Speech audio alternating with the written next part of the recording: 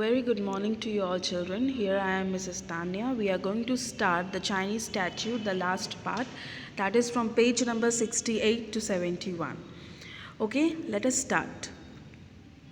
So in page number 68 we see that the colonel, means the colonel who died, his firstborn, the Reverend Alexander Heathcote, was at the time presiding over a small flock in the parish of Much Haddam in Hertfordshire.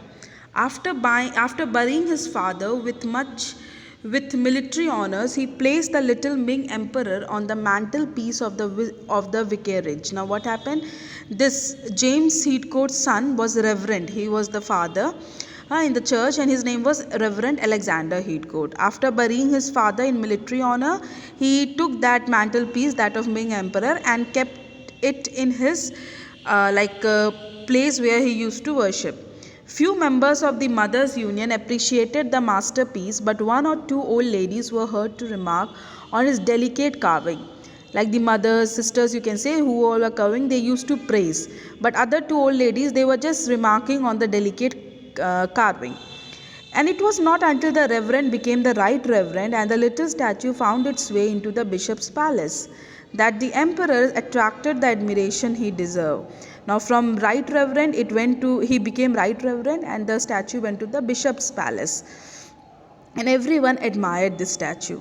Many of those who visited the palace and heard the story of how the bishop's grandfather had acquired the Ming statue were fascinated to learn of the disparity between the magnificent statue and its base.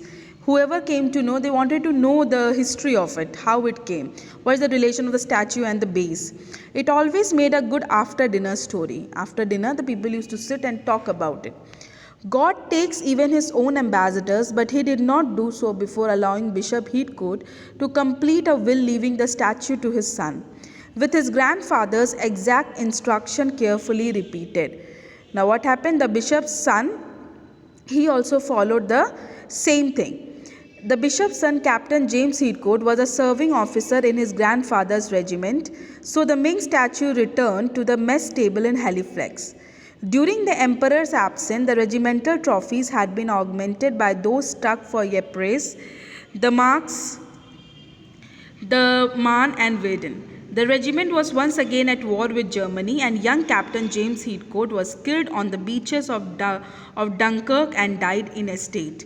Now what happened? This young James Heathcote was killed, and very young age he died. Thereafter, English law, the known wishes of his great-grandfather, and common sense prevailed, and the little emperor came into the possession of the captain's 2-year-old son. Now, because the Captain James Heathcote died very young age, so his son was very small, only 2 years.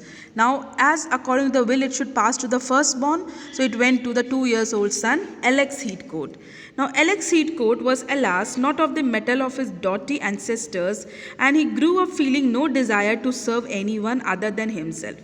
When Captain James had been so tragically killed, Alexander's mother lavished everything on the boy.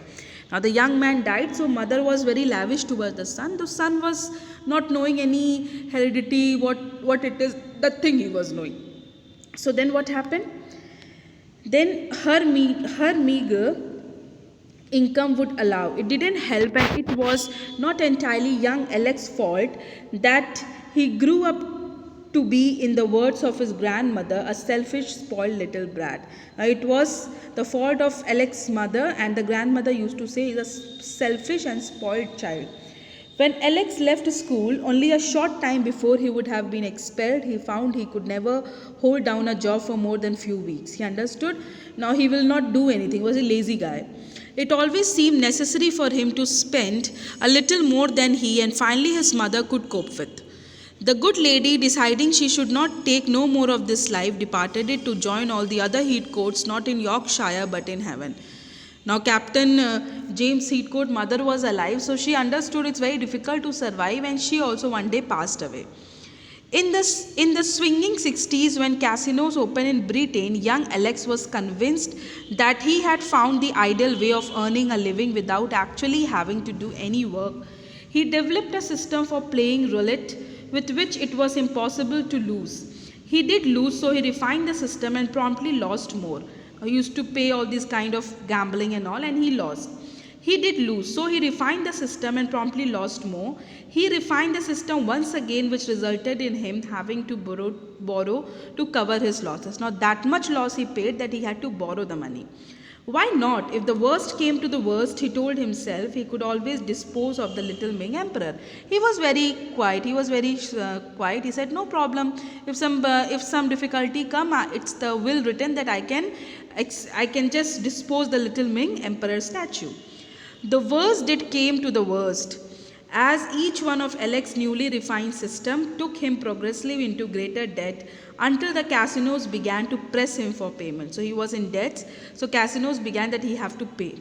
When finally one Monday morning, Alex received an unsolicited call from two gentlemen who seemed determined to collect some 8,000 pounds he owed their masters, and hinted at bodily harm if the matter was not dealt with within 14 days. Alex caved in.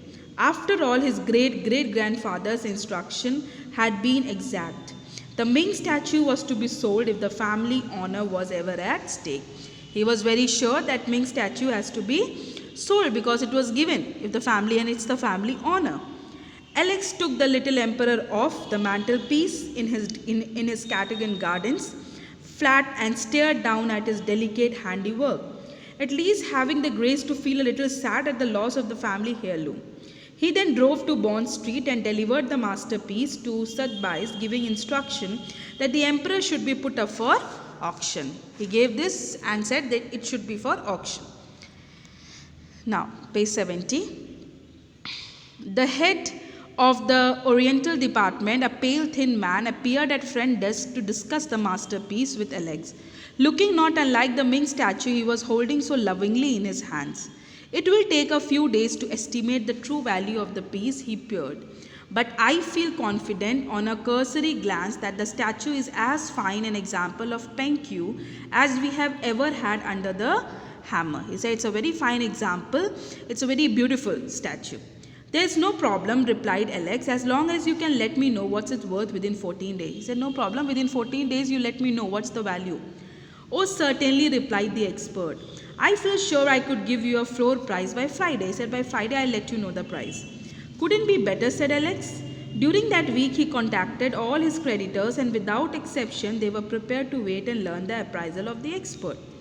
Alex duly returned to Bond Street on the Friday with a large smile on his face.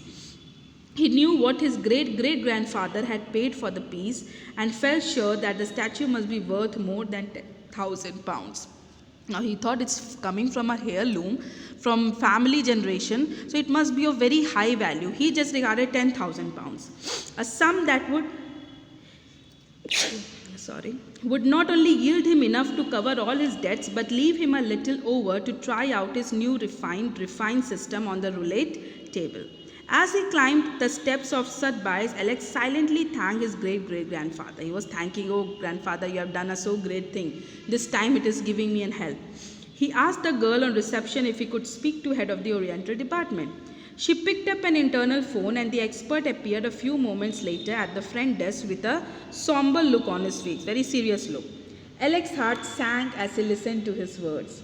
A nice little piece, your emperor, but unfortunately a fake, probably about 250 years old, but only a copy of the original. He said it's 250-year-old, but it's a copy, it's not an original, it's a copy.